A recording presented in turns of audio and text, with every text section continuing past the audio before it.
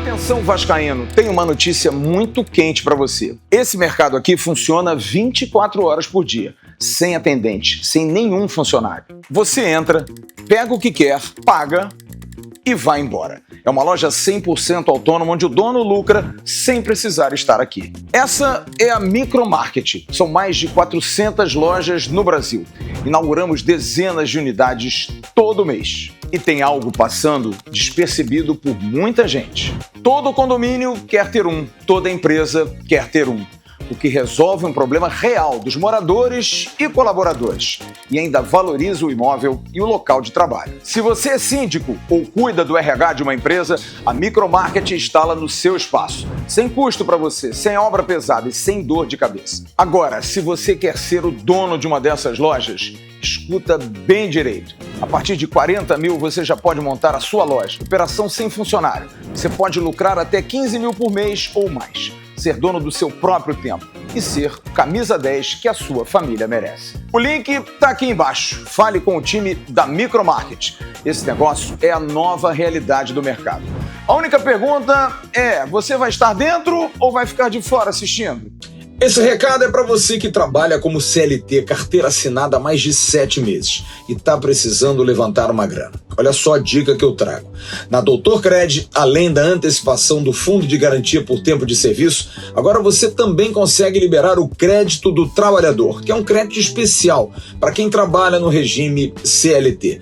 Se você quer saber melhor como funciona e fazer uma simulação sem nenhum compromisso, entre em contato com eles pelo número, anote aí, 021 97185 4885, 21 97185 4885, ou então clica no link na descrição do vídeo que vai te levar direto para o WhatsApp deles. Doutor Cred, dinheiro rápido e sem burocracia.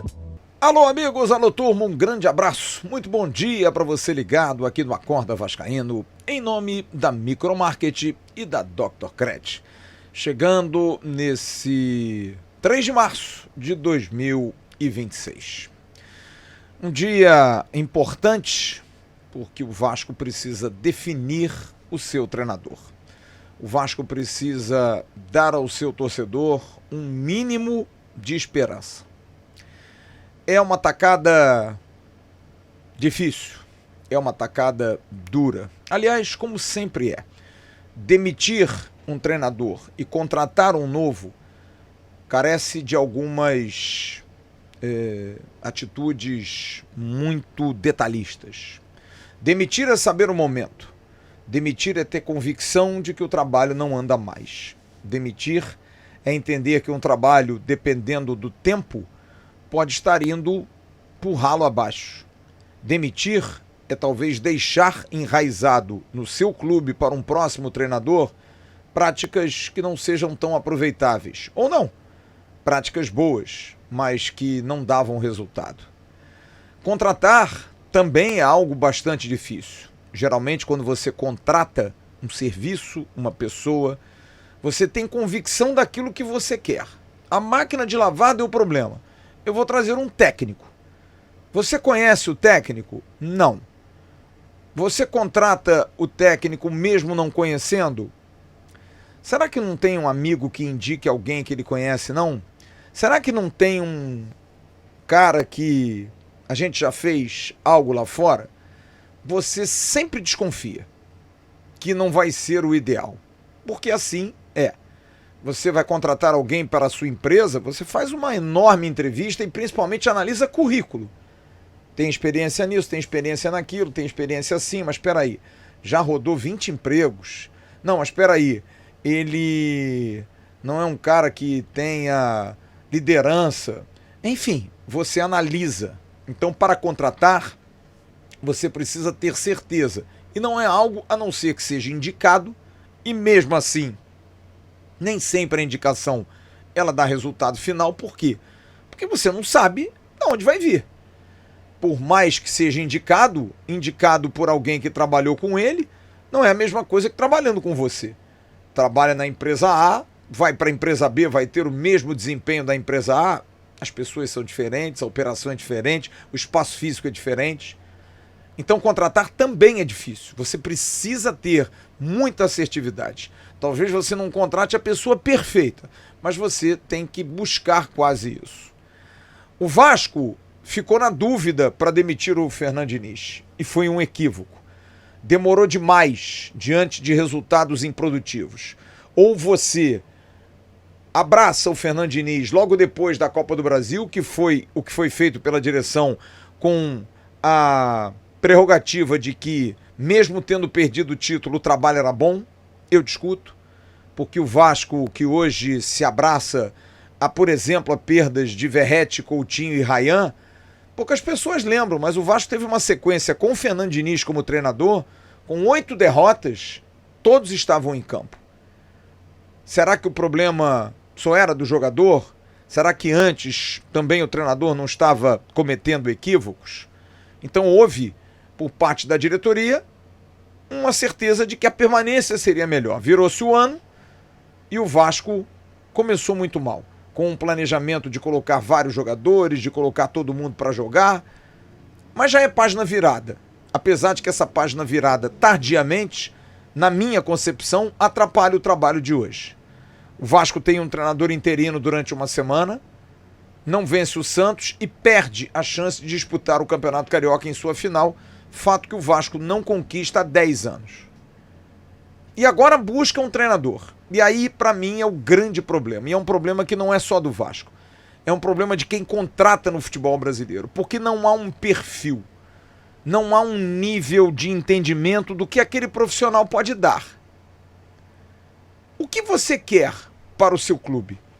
O que você quer para o seu time? Me parece que os times de futebol no Brasil, os clubes de futebol do Brasil fazem muito contratação de treinador por onda. Coloca na rede social e sente o retorno, vê o empresário mais amigo, vê o treinador que tenha uma filosofia de animação, de vestiário, enfim.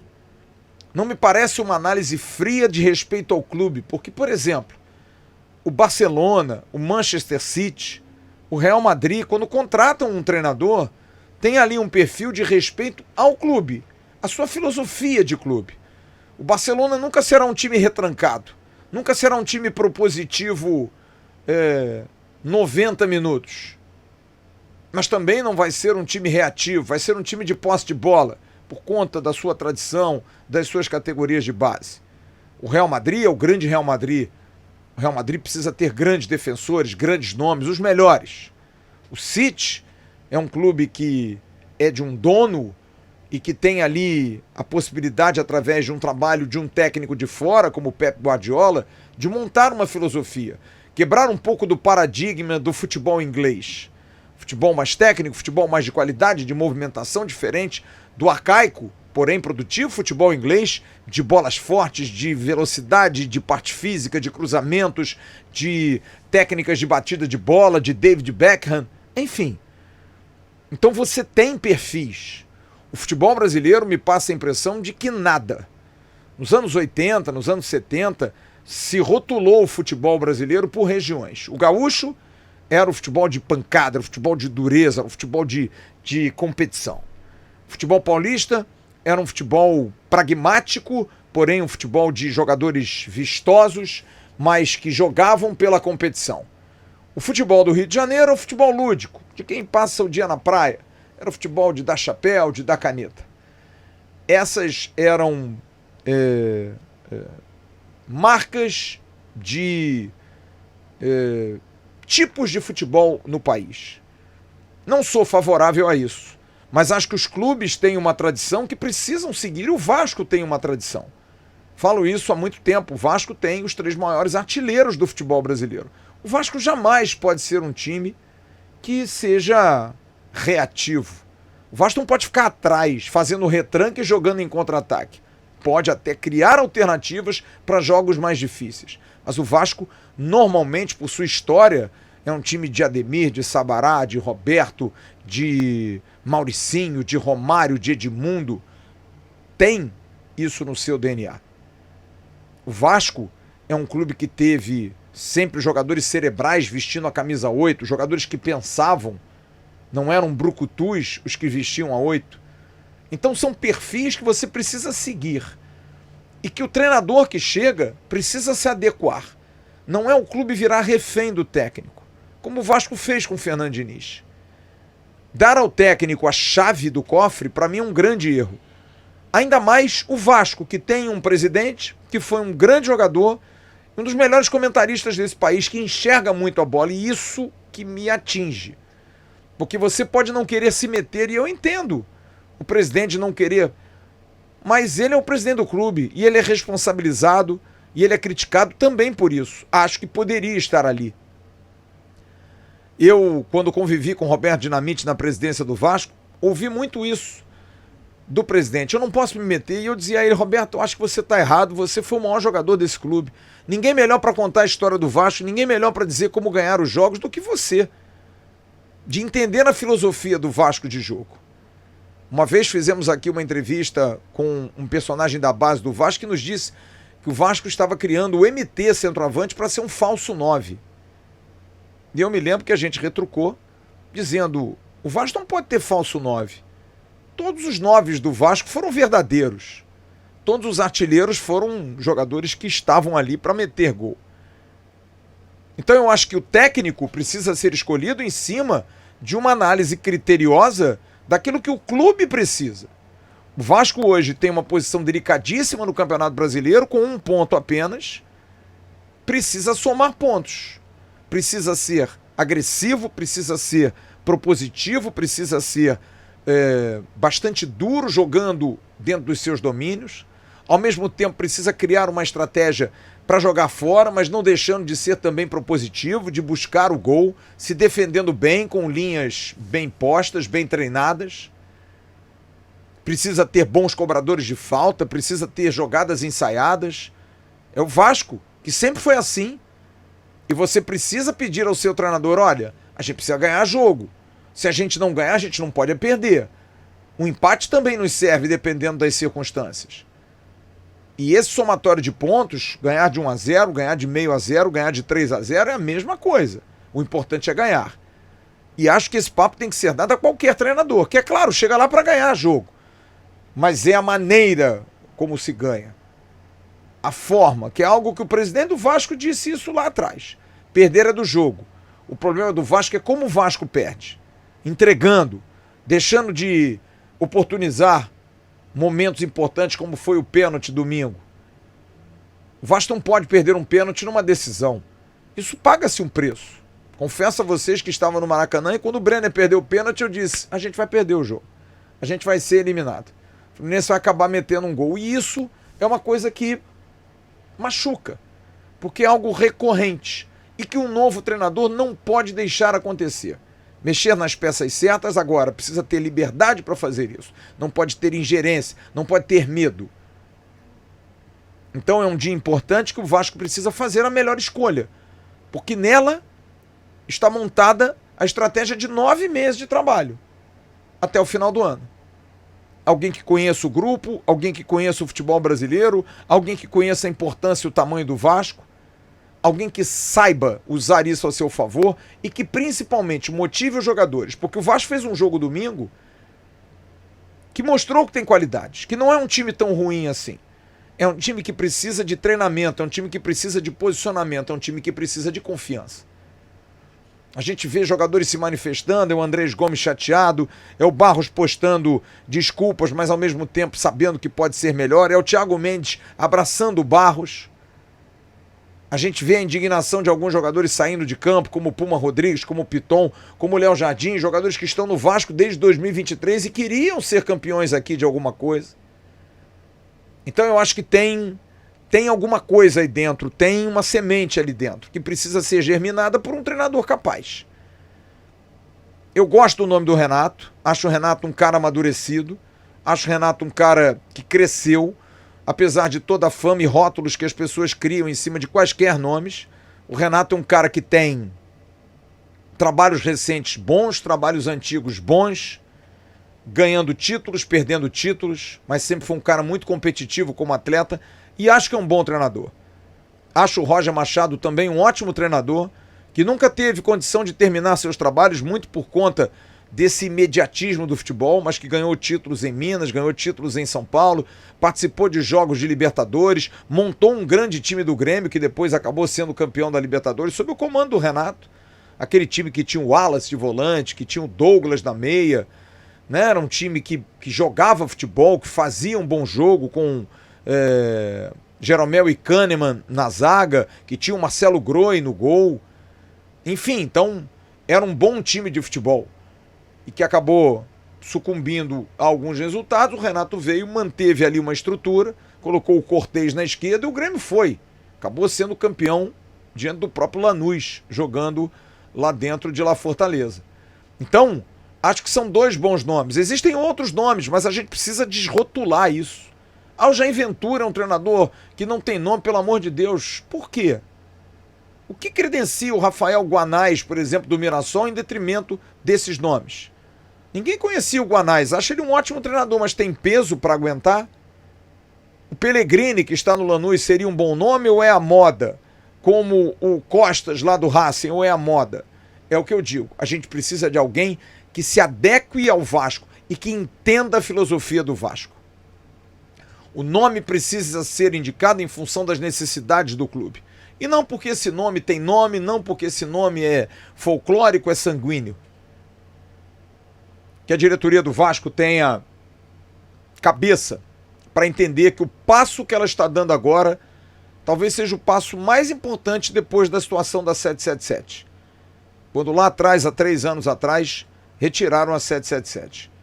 E que fez o clube andar, com certeza. Ainda sob a desconfiança de que a SAF ainda não seja fechada agora, por agora, mas acho que essa escolha agora de um treinador é fundamental para o Vasco parar de patinar.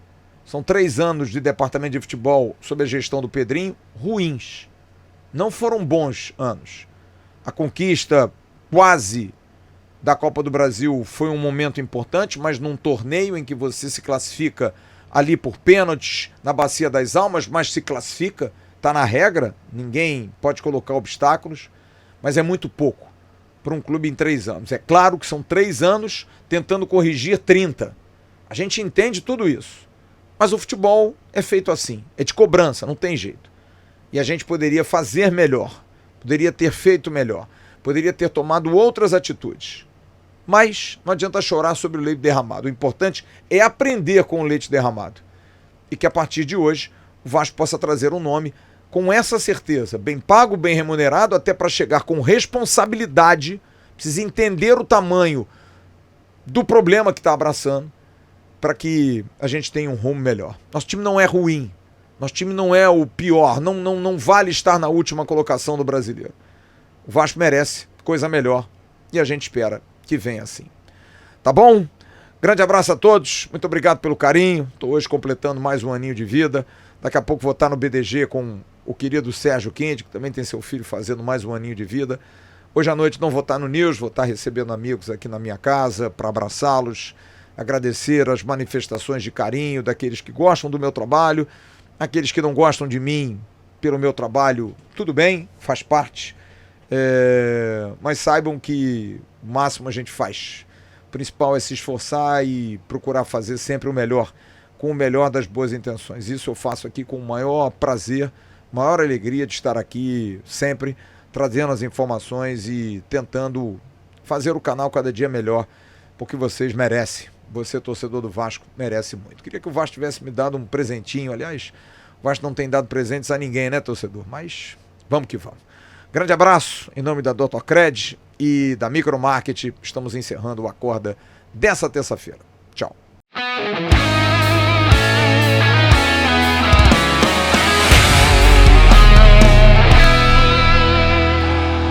Para Roberto Dinamite, sozinho, atenção, vai enfiar, gol!